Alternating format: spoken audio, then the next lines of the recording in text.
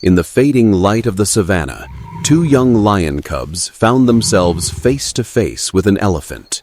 They were hungry, trembling, and far from safety. Yet instead of running, they lifted their tiny paws, as if asking for mercy from a creature far greater than themselves. What followed was nothing short of extraordinary. Evening in the savannah is a careful hour. Shadows lengthen into warnings, and every rustle might be hunger pretending to be grass. The two cubs had begun the day with a mother. They were ending it with her scent fading on the wind. They had not eaten. They had not learned the safe ways or the clever ones. They only knew the sound of her steps, the boundary of her body, the soft rumble that meant, "Stay behind me." But her rumble had gone quiet. The prints she left were broken, smeared, then gone. Over the ridge, dust moved like a wrinkle in the earth. An elephant herd, unhurried, purposeful, heading to water. The old map written in their bones.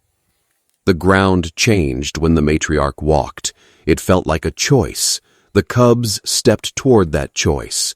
They were small, unsteady. The wind lifted the fuzz on their backs. They should have hidden. Instead, they made themselves seen. There are rules here. Predators and giants avoid each other the way storms avoid mountains. An elephant has nothing to gain from a lion's child. A lion, even small, has teeth. And yet, some moments refuse the arithmetic of danger. The lead elephant slowed. She faced them in a hush that was not fear. Her ears framed a face more patient than the heat. The cubs lifted their paws and stood as tall as their wobbling backs allowed. A gesture like a question, like a plea, like a memory too old for words.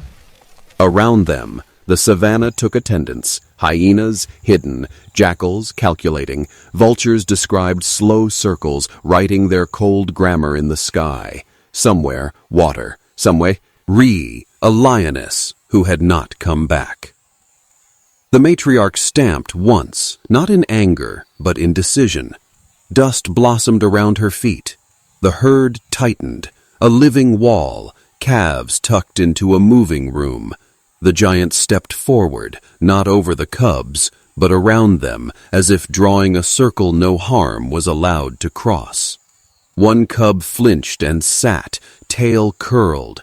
The other leaned against its sibling, eyes on a horizon it could not understand. The matriarch lowered her head. The tip of her trunk hovered over their backs, near, not touching, the way you hover your hand near a wound before you dare to comfort. They were not her children. She made room for them anyway. The savannah has roads you can't see from the sky, roots that pass from body to body, memory to memory. The matriarch turned toward water.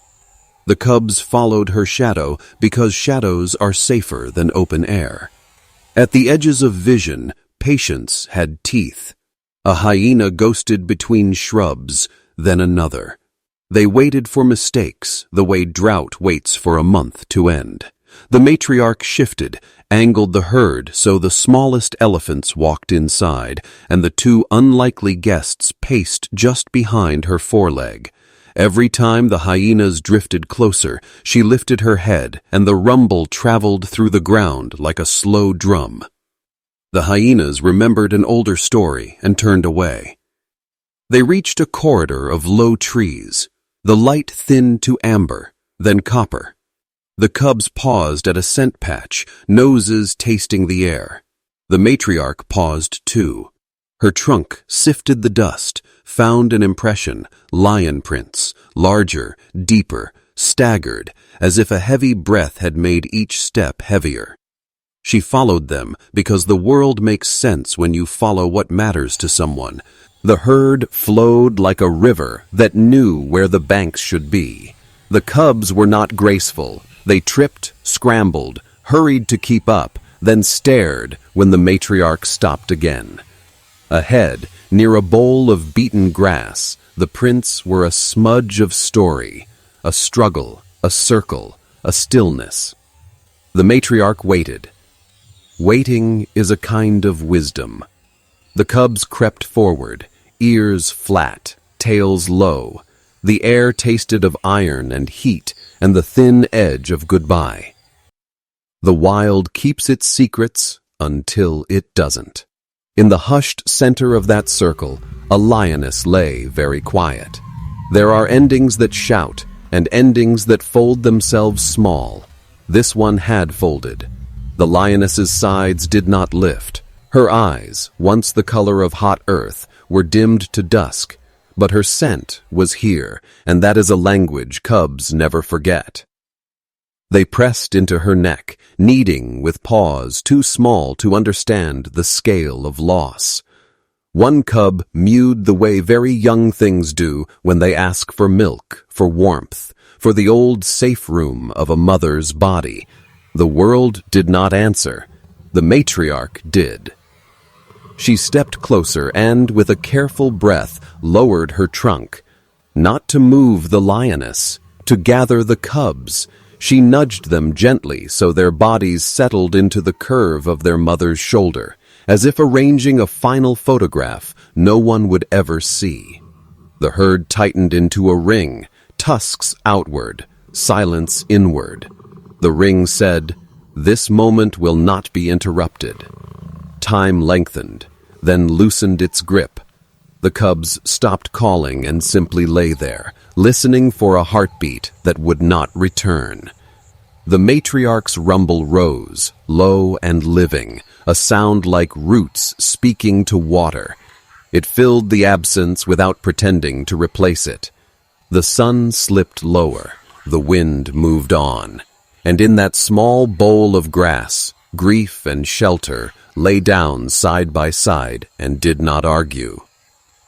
The wild does not explain itself. It only differs scenes and leaves us to choose what they mean.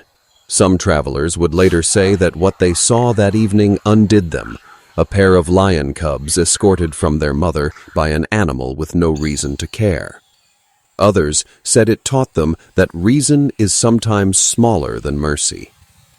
For 2 days, some say 3, the elephants lingered near the water, moving at a pace that matched short legs. The cubs learned a new routine: walk in the hush of big steps, drink when the herd drinks, sleep where the ring of bodies makes a room against the dark. The matriarch never stepped on them. She never forgot them. When hyenas coughed questions from the edge of night, the answers were tusk-shaped and steady. Not all stories promise forever. Sometimes the right thing is to carry someone until they can be carried by their own kind. On the 4th morning, if we count carefully, the matriarch turned her head toward a ridge.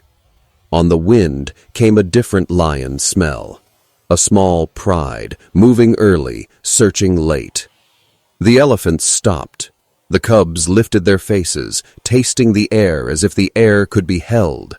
The matriarch waited until the shapes on the ridge became a fact. Then she stepped aside. Not away, just aside, leaving a thin path between giants and the future.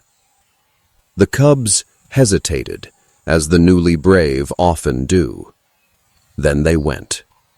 When people heard this story, they cried for many reasons. Because mothers leave and children keep walking. Because kindness sometimes appears in the shape of a stranger. Because the rules of survival are not the only rules here. The wild protects what it can, when it can, how it can. That evening, Mercy wore gray skin and patient eyes, and 2 lion cubs, who had every right to be alone, were not. If this moment reached something in you, let it travel further. Share it. Tell someone that even where teeth are law, there is room for gentleness. And remember the lesson. The elephants never wrote down, strength means making space for smaller hearts. If this story touched your heart, please leave a comment, like the video, and subscribe to the channel. And if you've ever come across another story of unlikely friendship in the wild, tell us. We might share it next time.